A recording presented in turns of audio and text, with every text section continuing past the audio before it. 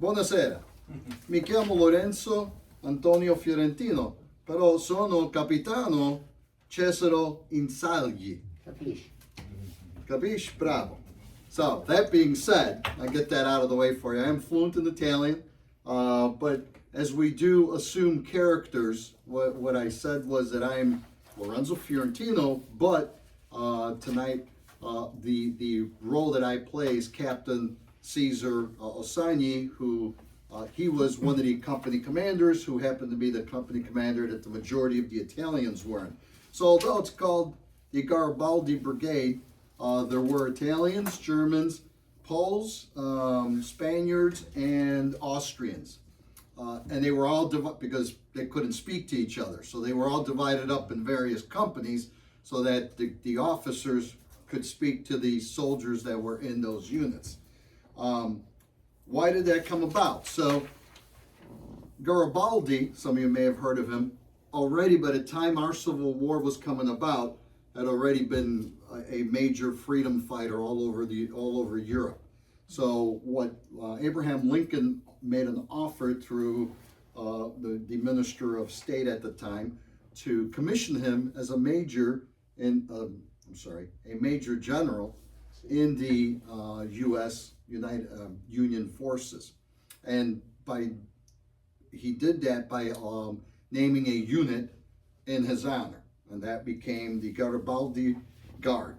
It was the 39th New York Infantry Regiment, and it was formed in May of 1861. Now, Garibaldi made two counterpoints, which both were not accepted well. His counterpoint was one, he expected all the slaves to be freed before he would join the Union, and he expected to be assigned as the commander-in-chief of all United States forces. So as you can see, as most of us know, Lincoln was getting to that point of emancipation, but in 1861, he wasn't there just yet. And then with commander of all forces, there was no way that Abraham Lincoln was going to give the #1 spot to a non-Union soldier. That could have also caused serious crisis within the military in general. So the offer was declined. However, the unit itself continued on as the 39th New York Regiment, and throughout the wars, it initially was assigned to New York because they figured, hey, when Garibaldi shows up, he'll take charge of the unit and move out to where it needs to go. So it was initially assigned to D.C., but by the end of the war, it had participated in almost every major engagement of the Civil War. The picture I'm sending around shows their distinctive unit uniforms. And one of the most distinctive thing about their uniform, because a lot of units had distinctive uniforms, but they wore a red shirt underneath their blue coat because that was Garibaldi's color, was the color. Supposedly it had something to do with the underwear of the New York firemen.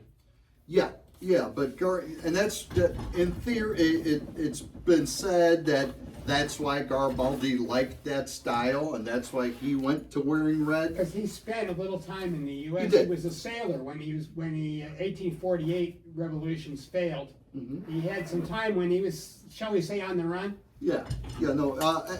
Actually, there were several occasions yes. when he was a wanted person.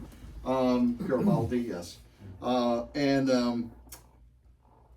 there's a lot of instances like that. But if you guys really want to read a great book on Lincoln's Foreign Legion, it's written by Michael Baccarella, and he's actually a friend of mine. Now, the book itself has recently gone out of print, but you can still find it. You can find it on places like eBay or Amazon, lots of different book organizations. Say mine's autographed. So if you do purchase one, we can get him to autograph it for you also. When was that published? This one was published in, we can look, I believe it was 96. This one's published in 96. It's a really in-depth book, and that's how I got my character, was out of his book, because it does list all the officers and enlisted Matter of fact, it was called Garibaldi's Guard, but the colonel was actually an Austrian of Italian descent. So, but back then in Europe, it was like that. Were there any Sicilians in that? I'm Sicilian. Yeah, I know, but were they? Well, funny you mentioned that. So the Sicilians were in the south, right? So I believe there's a picture. The picture, there's a picture there. Sicilians were a large population in Louisiana, specifically New Orleans area. So there was a counter unit formed in the southern in the CSA. It did have a unit that was almost entirely composed of great combat troops known as Sicilians. Yeah. So, but at any rate, if there's no further questions, that's my brief presentation.